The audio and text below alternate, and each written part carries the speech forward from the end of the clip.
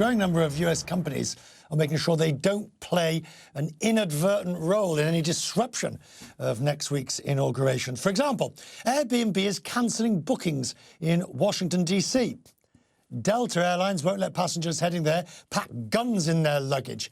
And passengers who harassed Senators Mitt Romney and Lindsey Graham on previous flights have been added to the no-fly list for the airline. As for the walkie-talkie app Zello, now that's removing channels used by suspected militias. Has got two more big names. The Business Roundtable said that President Trump deserves the strongest possible condemnation, whilst the US Chamber of Commerce is issuing a similar message. Its CEO told Julia Chatterley he was compelled to respond to what he'd seen. We had very strong feelings about the appropriate way that the president behaved leading up to that tragedy. And we said that we condemned it. It was totally inappropriate. And we said that we leave it to the House and the Senate and the Vice President when they were talking about the ways to go forward. And we hope they would do it in a judicial and thoughtful way. They have acted. The Senate is saying that they will take up the trial after Mr. Biden is as President Biden, and probably not immediately, because they want to have the attention of the Senate on confirming important members of his cabinet. Joining me now is the Chief Executive of Columbia Sportswear. It's Tim Boyle. His company co-signed a joint statement calling for an orderly transition of power. And Mr. Boyle, I don't think I'm being unfair. You're never backward at coming forward in the sense of putting A, your money where your mouth is, and B, making sure your views. Now, look, I worry here. What, from your point of view, what is the right way to proceed, assuming that there will be an orderly transition of power next week? I mean, he's been inaugurated, he's been impeached, the president. Is that helpful, do you think?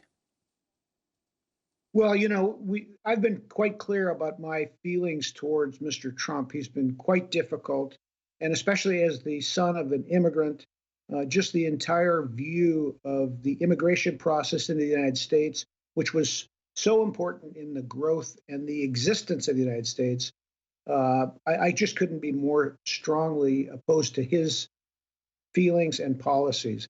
The best way to move forward, in my opinion, is to have the judicial bodies, or I should say the legislative bodies, act and to remove him from office and from the ability to be a force in the Republican Party, in my opinion.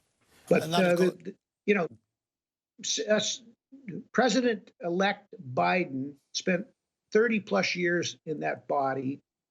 If he isn't able to bring us forward in a way that's much more measured and frankly in a positive way, I don't know anybody else who could do that. I always wonder though, where do you draw the line as a CEO? You know, in terms of, I mean, and perhaps Donald Trump is a bad example because the egregious behaviour seems to have got a unanimity, or almost of sort of criticism. But where do you draw the line for when you put the company behind a political point? I'm just thinking of the fact that over 70 million people did vote for Donald Trump. Well, you know, that's America. There are broad views and held by large populations of the people. I can only state my view, and you know, I'm only listened to it as a function of my position at the company. I'm not speaking for the company. I'm speaking for myself personally, and I think that's an important distinction. You know, we don't have a pack at our company.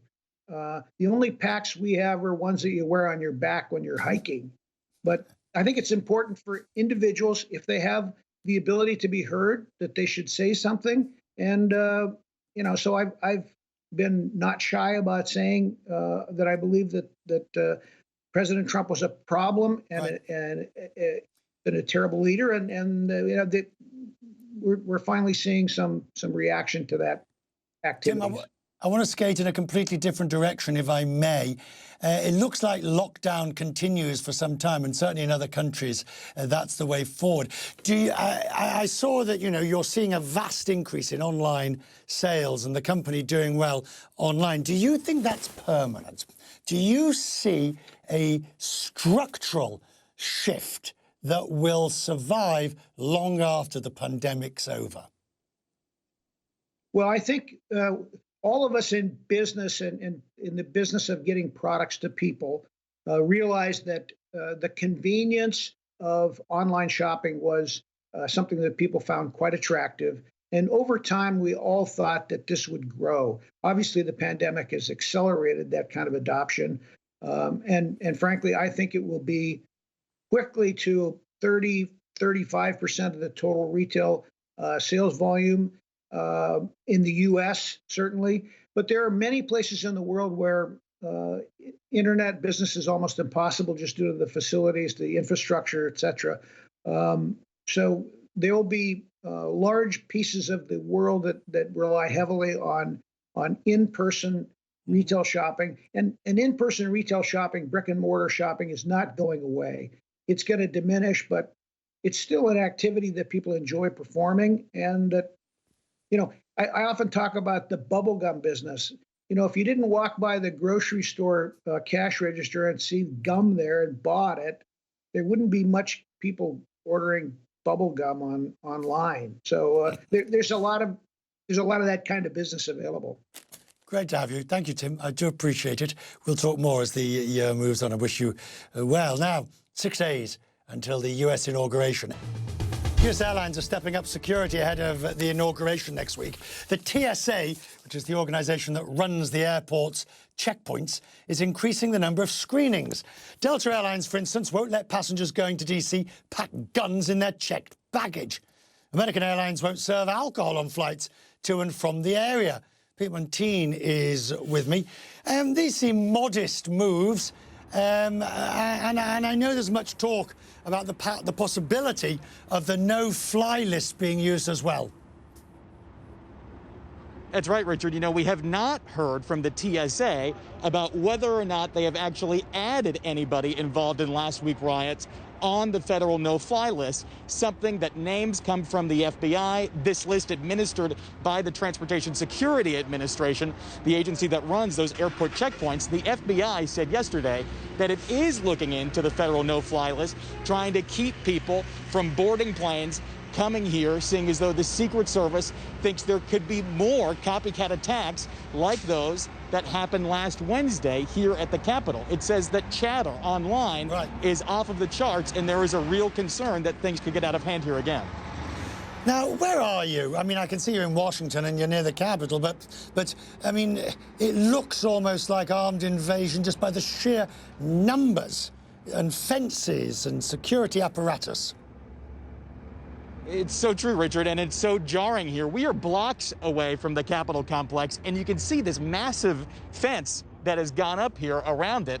It is very tall. I am 6 feet tall. The fence is about 8 feet tall, not scalable, says the head of the Army. Also here are some of the 20,000 members of the U.S. National Guard guarding the Capitol complex and the National Mall. We know the mall will be mostly closed off to members of the public during this inauguration that is going to be like no other. This is a place that would typically be teeming with people, now very much a fortress around the Capitol and National Mall. Right, but what is the fear here? Working on the basis that lightning rarely strikes twice in the same place, and you have a military, a National Guard, a police force that is now primed and ready. Is this level of security necessary? Well, you have to consider the fact that the Pentagon has said that it is concerned, and it has intelligence, that there could be improvised explosive devices, pipe bombs, like we saw at the DNC and RNC last week, They did not go off, and that's a bit of a mystery still, Richard, but the Secret Service, which is now leading the security apparatus, this major operation here at the Capitol and National Mall, says there is intelligence to say that there are actual threats of this potentially happening again, another armed protest here at the Capitol. We are expecting to hear a little bit more about this today from Vice President Mike Pence as he meets with FEMA. There's about to be a briefing about that around 4 o'clock Eastern time, so we're expecting to hear a little bit more about that soon.